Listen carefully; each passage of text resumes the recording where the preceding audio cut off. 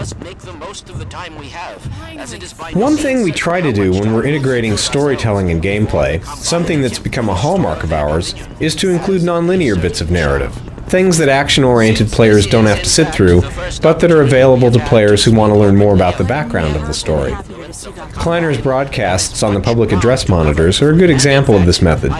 Apart from the strong visual image of Dr. Kleiner replacing his former boss on the giant screens, his speech conveys a lot of dense information about the state of the world and how things have changed due to the events of Half-Life 2.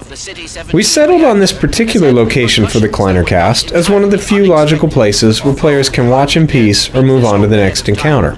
It's essentially a footnote embedded in the world, which makes this a footnote on a footnote.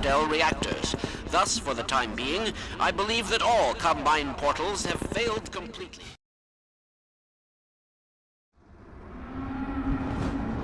Careful, Lamar! These lamps are quite hot.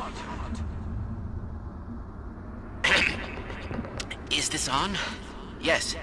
Very well. I am not much of a public speaker, but I'll do my best.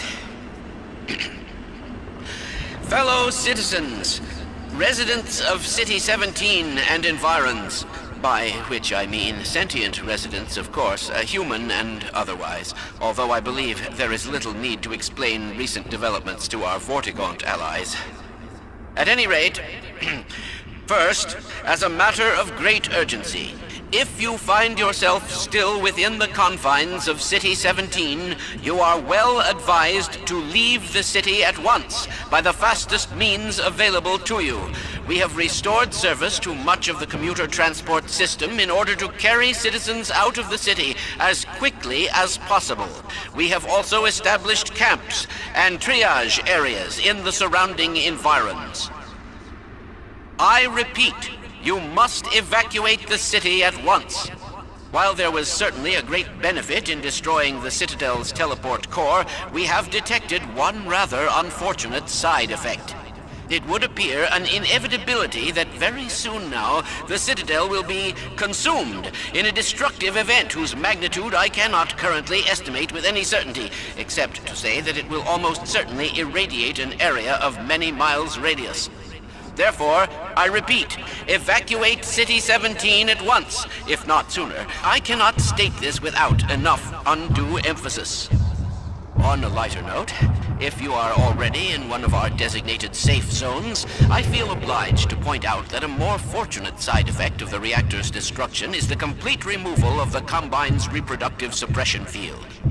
Previously, certain protein chains important to the process of embryonic development were selectively prevented from forming. This is no longer the case. For those so inclined, now would be an excellent time for procreation. Which is to say, in layman's terms, you should give serious consideration to doing your part for the revival of the species. We must make the most of the time we have, as it is by no means certain how much time we have secured ourselves before the Combine attempt to restore their dominion, as they certainly shall. Since this is, in fact, the first opportunity we have had to speak openly of the baleful influence of the Combine, there is much ground to cover. And in fact, I hope to institute a series of useful bulletins in the days ahead. However, for now we will have to content ourselves with some relatively meager exposition. The destabilization of the City 17 reactor has had repercussions that were not entirely unexpected, although we hardly dared speak this hope ahead of time. The destructive pulse forced a damper on the entire network of linked Citadel reactors. Thus, for the time being, I believe that all Combine portals have failed completely, as well as all communications systems based on that technology. In short, the Combine are completely cut off. Combine forces currently stationed on Earth are now isolated units, stranded. However, this is most likely a temporary state of affairs. As we once learned to our dismay, even the relatively tiny fracture at Black Mesa gave our enemies an opening which they were able to force ever wider as they poured through in greater and greater numbers.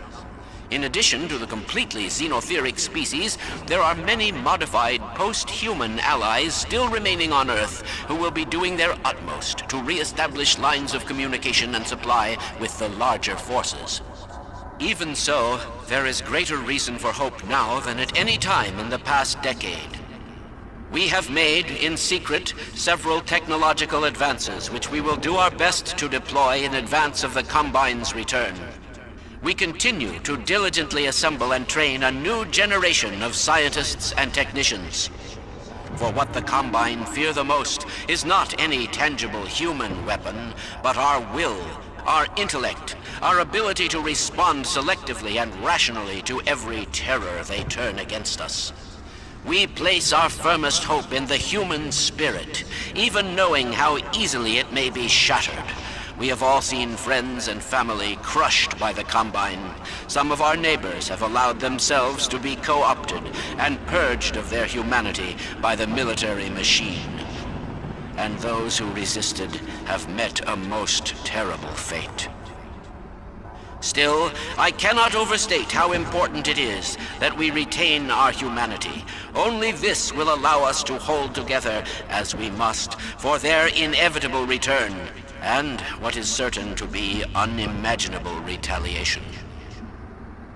And, oh yes, if you missed any part of this message, it will loop repeatedly until there is no point in looping it any longer. I apologize for any inadvertent errors or omissions. As you can imagine, we have had scarcely time to record, let alone rehearse. What's that, Eli? Oh, right.